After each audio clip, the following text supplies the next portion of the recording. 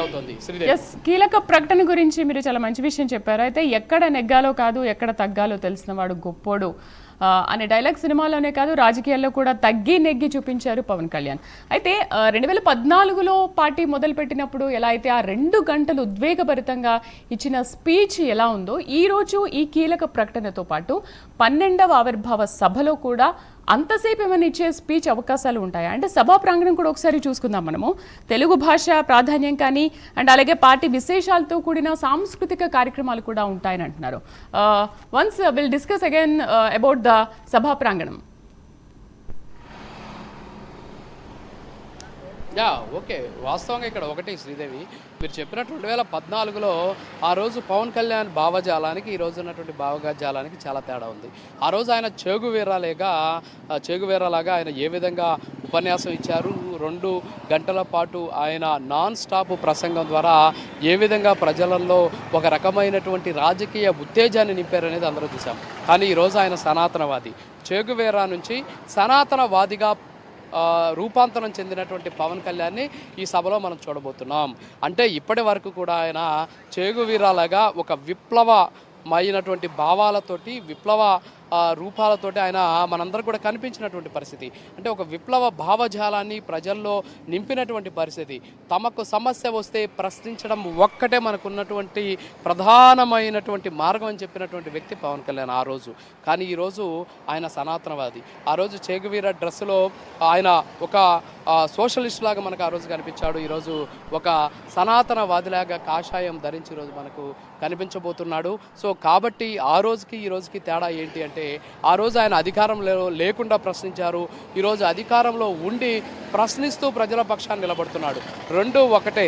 ఆ రోజు ఆయన చెగువీరాలాగా ప్రసంగం చేసినా, ఈరోజు సనాతనవాదిలాగా ప్రజలకు దిశానిర్దేశం చేసినా సరే ఖచ్చితంగా 2 ఒకటే అనేటువంటి విషయాన్ని జన సైనికులంతా కూడా స్వాగతిస్తూ ఉన్నటువంటి పరిస్థితి.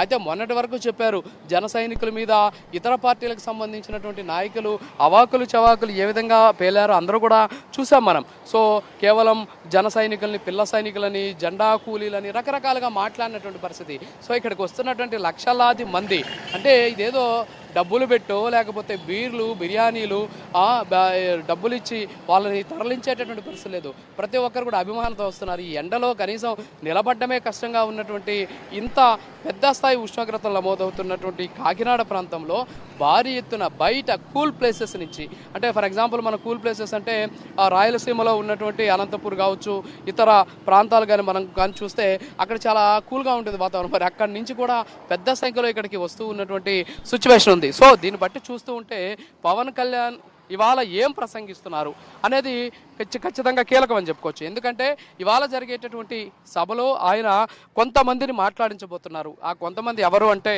కోట్ల రూపాయల అధిపతులు కాదు, అలాగే పార్టీకి కోట్ల రూపాయల డొనేషన్లు ఇచ్చినటువంటి డొనేషన్ ఇచ్చినటువంటి దాతలు కాదు, లేకపోతే పార్టీని అడ్డం పెట్టుకొని దోచుకున్నటువంటి వ్యక్తులు కాదు. పార్టీ కష్టకాలంలో ఉన్నప్పుడు భుజం కాల్చినటువంటి వ్యక్తులు, సామాన్య వ్యక్తులు ఈరోజు స్టేజ్ మీద మనకు కనిపించబోతున్నారు. ఎవరు ఆ సామాన్యులు అంటే ఒక రైతు.